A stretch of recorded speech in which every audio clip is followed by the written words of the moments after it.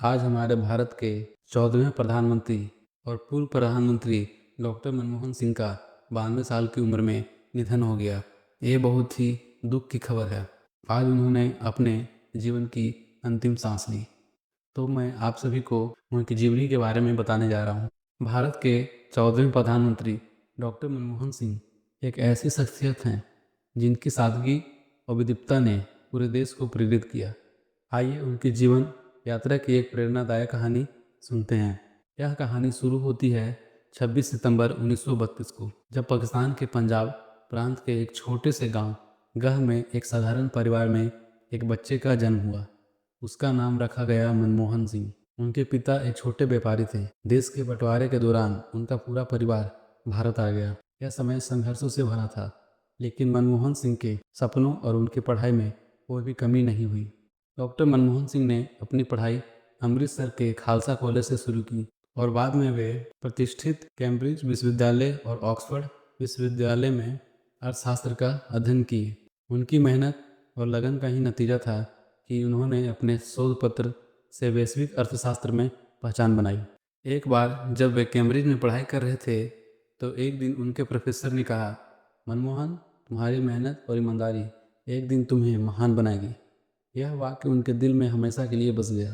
पढ़ाई पूरी करने के बाद डॉक्टर मनमोहन सिंह ने अपना जीवन देश की सेवा में समर्पित कर दिया। उन्हें भारतीय रिजर्व बैंक में काम करने का मौका मिला, जहां उन्होंने वित्तीय क्षेत्र को नई दिशा दी। साल 1991 की बात है। भारत आर्थिक संकट से जूझ रहा था। देश का खजाना लगभग खाली हो चुका था। उस समय तत्कालीन प्रधानमंत्री पीवी नरसिम्हा राव ने डॉक्टर मनमोहन सिंह को वित्त मंत्री नियुक्त किया। उन्होंने साहसिक आर्थिक सुधार किए, जिनकी वजह से भारत की अर्थव्यवस्था पटरी पर लौट आई। सन 2004 में जब डॉक्टर मनमोहन सिंह भारत के प्रधानमंत्री बने तो उनकी ईमानदारी और सादगी का पूरा देश गवाह बन गया। उन्होंने कभी भी शक्ति और पद का दुरुपयोग नहीं किए। एक बार उनके घर के सामने एक पत्रकार ने उनसे पूछा, आप हमेशा इतने शांत रहते हैं, क्या आपको कभी गुस्सा नहीं आता? डॉक्टर मनमोहन सिंह मुस्कुराए और बोले, गुस्सा करना आसान है, लेकिन शांत रहकर समस्याओं का समाधान करना ज़्यादा महत्वपूर्ण है। उनकी शादी का एक किस्सा मशहूर है। प्रधानमंत्री बनने के बाद भी उन्होंने अपनी पुरानी मारुति 800 कार को बेचा नहीं। उनके कपड़े साधारण और जीवन सादा था। वे हमेशा कहते थे, हम यहाँ देश की सेवा के लिए हैं, न कि ऐशो आराम के लिए।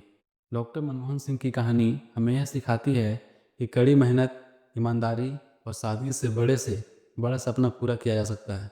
वे हमें यह भी सिखाते हैं कि सच्चा नेता वही होता है जो देश और जनता के हित में काम करे, बिना किसी दिखावे और प्रचार के।